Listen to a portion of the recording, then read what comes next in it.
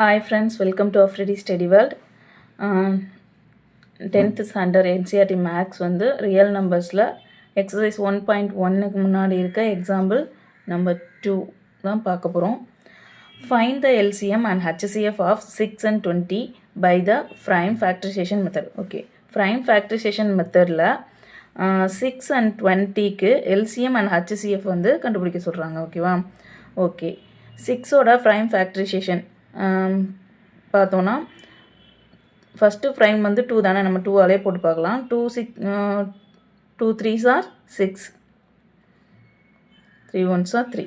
So 6ஓட prime factorisation என்ன வருது? 2 into 3.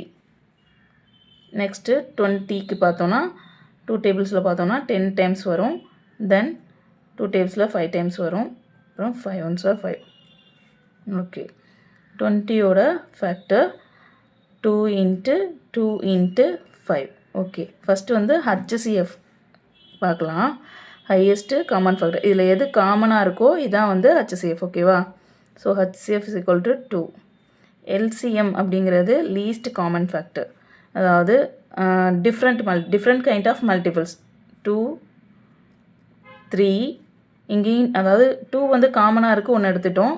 தென் 3 எடுத்திருக்கோம். இந்த 2 வந்து தனி. ஓகேவா? ஸோ அதையும் எடுத்துக்கணும்.